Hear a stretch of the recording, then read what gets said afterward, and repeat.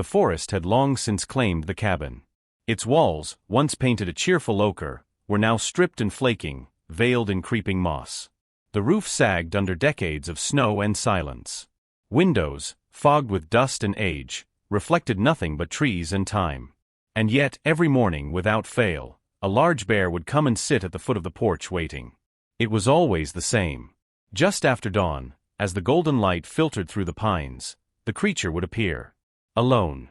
Quiet. It never roared, never clawed at the wood or wandered into the brush in search of food. It simply waited. Locals in the nearby town of Hollow Creek had started calling it the Morning Bear. For nearly 5 years now, hikers, hunters, and snowmobile riders had reported sightings of the same massive brown bear resting outside the cabin as though expecting someone. Some said it looked peaceful. Others claimed they'd seen it licking the walls gently, or pawing softly at the door. But no one had dared approach. Not because the bear was threatening, it never was, but because its stillness felt sacred, unshakably sad. Rangers had tagged the bear once, thinking it might be lost or sick. But it was perfectly healthy. Young, strong, with no physical injuries. It simply didn't leave. After the first 2 winters, the forest department stopped trying to relocate it. The bear always came back, like it had anchored its soul to the rotting cabin. No one really remembered who had lived there. The cabin wasn't on any current registry, and the property had long since been written off. Some said it belonged to an artist who had vanished. Others claimed a woman and her child had once stayed there, hiding from something or someone. But the truth was lost, buried under pine needles and snowfall. Until one summer, something changed. His name was Eli Maris, a wildlife behaviorist from out east.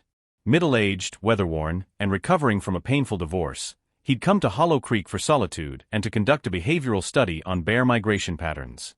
But when he heard the townsfolk talking about the bear that mourned at the doorstep of a forgotten house, his curiosity twisted into obsession. "I've studied trauma in animals," he told a shopkeeper one afternoon, squinting at the horizon. "But never grief." They pointed him toward the trail. "You won't need to look for him," the shopkeeper said quietly. "He'll be there." Eli hiked to the cabin the next morning, his boots crunching against undergrowth, his eyes catching glimpses of the structure through gaps in the trees. And just as predicted, there the bear sat. Massive. Silent. Its fur slightly matted from morning dew, steam curling from its nose as it breathed slow, patient breaths. Eli crouched behind a boulder, watching in silence. 30 minutes passed. Then 40. The bear didn't move. When the wind shifted, the bear's head turned slightly, nostrils twitching. Its ears flicked. For a brief moment, Eli thought it might growl or stand. But instead, the bear rose slowly on all fours, and padded to the door. With the gentleness of a memory, it touched its nose to the knob. Then it lay down again, as if resigned to wait for a door that would never open. Eli felt a weight lodge in his chest. This wasn't just a bear. This was a vigil. Eli returned the next morning. This time, he brought a thermos of coffee, a pair of binoculars, and a high-resolution camera. He kept his distance but sat in the same spot, behind the same boulder. The bear was already there, waiting, as if it had never left. Same posture, same silence. Eli's notes were meticulous. Subject shows no signs of aggression. Posture remains low, passive. Duration of stay, 3 hours. Behavior, door sniffing, occasional head tilt, no vocalizations. But there was more to it than notes could express. The bear wasn't just present, it was remembering. After 3 days of observation, Eli set up a trail camera aimed directly at the front porch. What he found in the footage surprised him. Each morning, the bear arrived just after sunrise. It approached the cabin door and stood motionless for several minutes, often resting its head on the threshold. On 2 occasions, it pawed lightly at the doorknob. Then it sat. And waited. Sometimes for hours. Sometimes until sunset. There was no scavenging, no wandering to the nearby stream. Just vigil. Eli's curiosity consumed him. He went to the county archive in town, searching for any record of the cabin's original owner. Most files had been lost in a flood 10 years earlier, but one brittle water-stained file remained. Mila Dunley. Widowed at 27. No children listed. Lived off-grid for nearly 12 years. Painter. known for her wildlife portraits. The ranger at the counter remembered her. She was strange, but kind. Wouldn't hurt a fly. Always left bits of food out for animals. Even made friends with a fox once. Did she keep a bear? Eli asked, only half joking. The ranger hesitated. Not exactly. But there were rumors that she rescued a cub. Nursed it back to health after finding it half dead near the riverbank. Eli's pulse quickened. He dove deeper, talked to older townsfolk, pieced together scraps of stories told around campfires. According to legend, Mila had stumbled across a tiny bear cub years ago, barely breathing, swept downstream during a storm. She'd kept it alive using warm towels, honey water, and thyme. It stayed with her for nearly 2 years. Grew up in the shadow of the cabin. Ate from her hand. Slept by her porch. Then one spring, it wandered off into the forest, and never came back. Mila was never the same after that. She painted obsessively, giant canvases of bears in all forms. Running. Sleeping. Crying. Locals said she believed the cub would one day return. But it never did. Until now. Eli stared at the current bear through his binoculars, heart racing. Could it really be the same one? Was it possible for a bear to remember that kind of bond after so many years? The size matched. The age made sense. Most bears lived 20 to 25 years in the wild. This one would have been in its early teens. And then came the final confirmation. That evening, when Eli approached the porch to retrieve his trail cam, he noticed something half buried beneath the slush by the cabin door. He knelt and brushed the snow away. A collar. Tattered. Faded. Handmade. It was too small for a full-grown bear. Clearly from when it was a cub. Attached to it was a small, rusted tag. Scratched into the metal were just 4 letters. Hope. Eli turned slowly, his eyes finding the bear, now watching him from the trees. "Is that you?" he whispered. The bear didn't move. But it didn't run either. And in that moment, Eli no longer doubted. This wasn't just any bear. This was hope. Eli returned every day. At first, it was about observation, documentation, rational curiosity. But that quickly gave way to something deeper, a quiet companionship that formed through silence and space. Hope, the name Eli now called her without hesitation, would arrive near dawn and remain until dusk. She never came closer than the edge of the clearing, never approached unless Eli was already sitting calmly on the porch. She waited for him. Every day. And Eli, in turn, waited for her. He began speaking softly when she was near. Not commands. Just thoughts. Stories. He'd sit on the porch, sipping coffee, and talk about things he hadn't shared in years. About his mother who passed away last winter. About his brother he hadn't seen in nearly a decade. About why he'd come to the forest in the first place, to reset, to escape, to start over.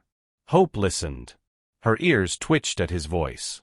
Sometimes she would blink slowly, or lower herself into the snow, resting her head on her paws as if to say, "I'm here.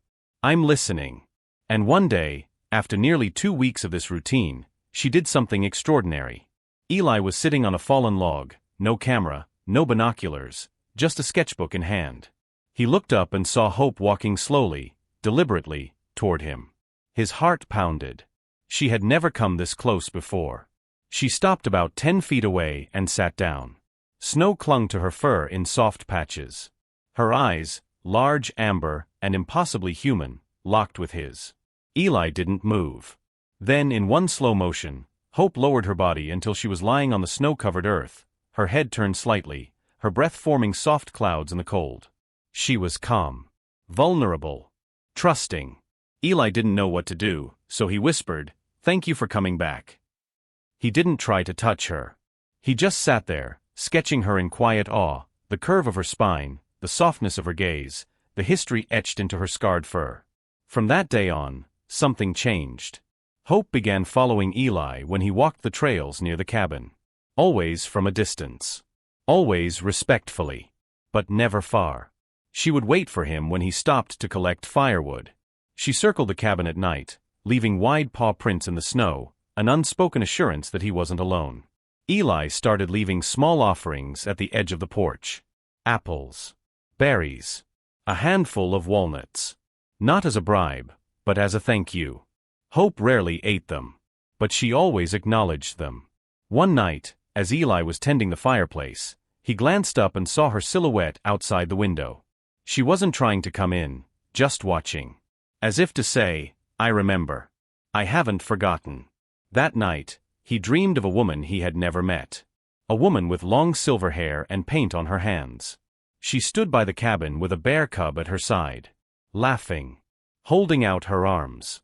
The bear nuzzled her palm. When Eli woke, tears were streaming down his face. He didn't know what it meant, but he knew the bond was real. As the days lengthened and the snow began to melt, Hope became more active. She explored the surrounding woods, returning to the cabin regularly, always at sunrise, and often just before dark. Eli wondered if she was reliving something, retracing memories, returning to a place where she once felt safe.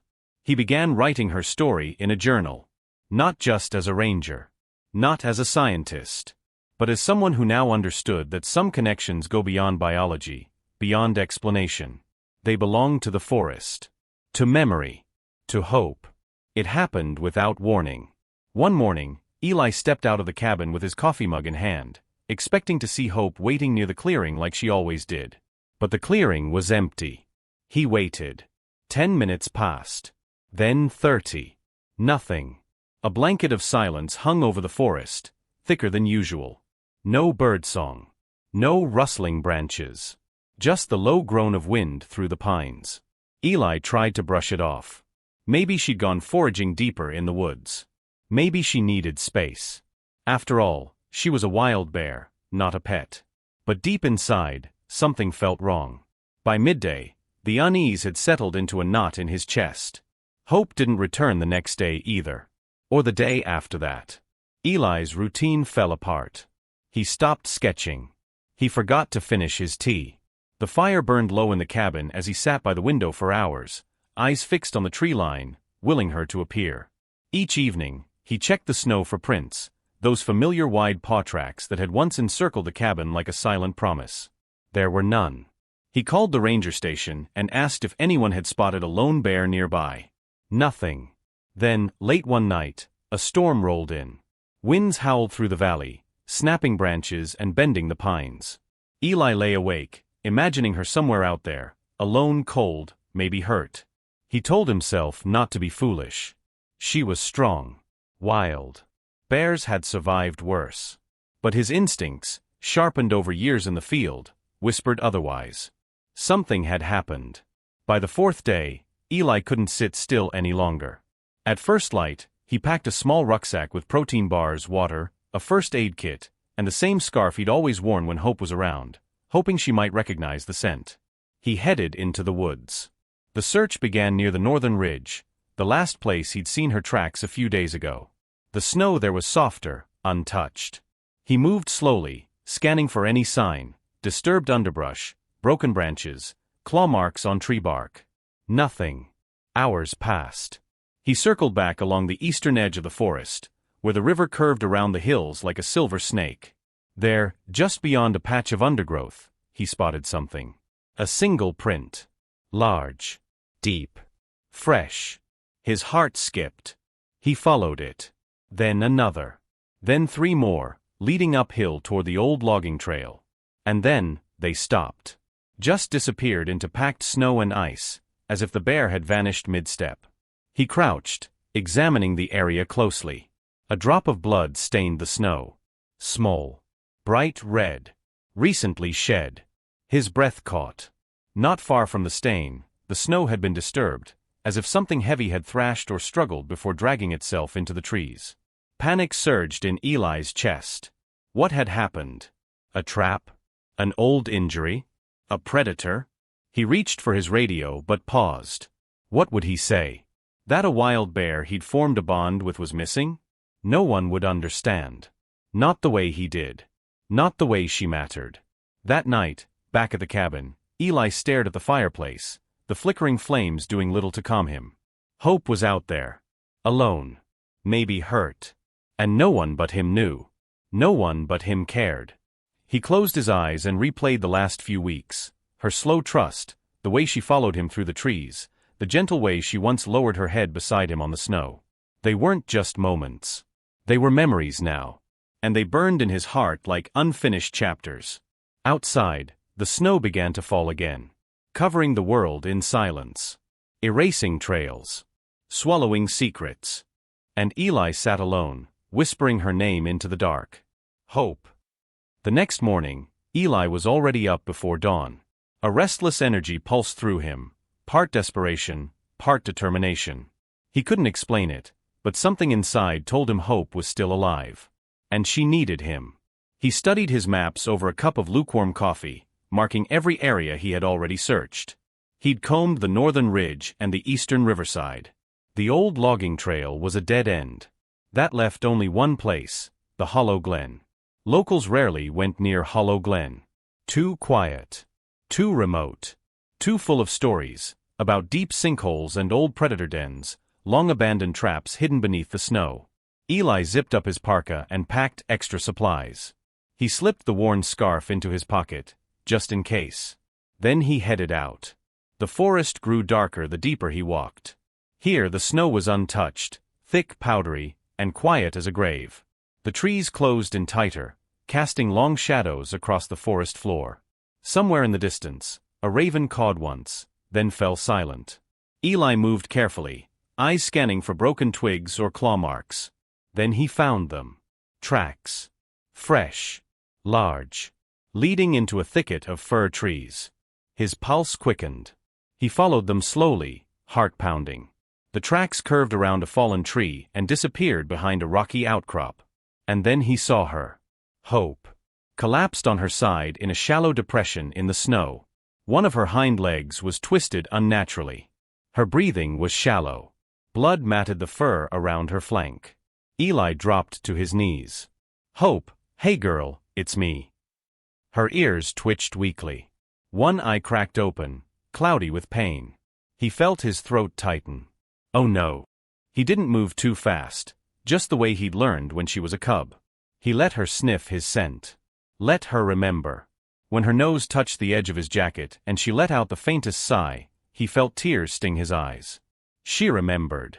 She trusted him. Even now. Eli examined the leg carefully. It looked like she'd stepped into an old wire trap, probably from the days when poachers roamed these woods. The rusty remnant still clung to her ankle, biting into the flesh. No way could he move her like this. Not without help. He set up camp beside her, using his emergency tarp and a heat pack to keep her warm. He offered water by melting snow and placed pieces of apple near her muzzle, though she barely nibbled. Then he reached for his satellite radio. Cedar Post Wildlife Rescue, this is Eli Hart. I've got an injured bear tagged, possibly known to your records. Female. Mid-size. Bad leg wound. Sending coordinates now. Please advise. Silence crackled on the other end for a few seconds. Then, copy that, Eli. Helicopter's a no-go today, storm overhead. But we're dispatching ground team now. ETA 6 hours. Eli stared at Hope. 6 hours could be too long. I'll do what I can. As the hours passed, Eli talked softly to her, recounting stories from their early days. How she used to steal his fish. The time she'd startled him by sneaking up behind him while he was sketching. How she'd watched the stars beside him like she understood. And as he spoke, something shifted. Hope moved her head and let it rest against his knee. As if to say, I remember too. The rescue team arrived just before dusk. They sedated Hope gently and secured her on a stretcher, asking Eli 100 questions. How long had she been here? What was her behavior? Did he know this bear personally? She's more than a bear, he finally said. She's family. They didn't laugh. They just nodded. One of them, a young woman with kind eyes, paused beside him before they left. She's lucky you found her, she said. No, Eli replied. I'm the lucky one. That night, back at the cabin, Eli stared out the window. The snow had finally stopped. The stars had returned. He didn't know if Hope would recover, or if she'd ever return to these woods. But he had found her. And the secret was no longer hidden, their bond was real. Deeper than most would ever believe. strong enough to survive fear, pain, and even time. He whispered into the still night, "Come home, Hope. When you're ready." Spring came early that year. The snow melted quickly, revealing mossy ground and budding wildflowers around the cabin. Birds returned in flocks, their songs weaving through the trees like forgotten lullabies. But for Eli, there was only one sound he was waiting for: the crunch of paw steps on the forest floor. Weeks passed. No sign of her. He contacted the wildlife rescue team once, just to check. Hope had survived the surgery. The leg had healed better than expected. She was eating, gaining strength. But they wouldn't force her to return to the wild. The decision would be hers. Eli tried not to hope too much. And then, one golden morning in mid-April, he heard it. A slow, deliberate crackling of leaves, just beyond the tree line. He stepped outside, his heart hammering in his chest. The forest stood still. And then, emerging from the dappled shadows, came the shape he knew by heart. Hope. She looked thinner. A bit slower. But her eyes, those same amber eyes, gleamed with something unmistakable. Recognition. Eli took one cautious step forward, then stopped. Hope walked the rest of the way.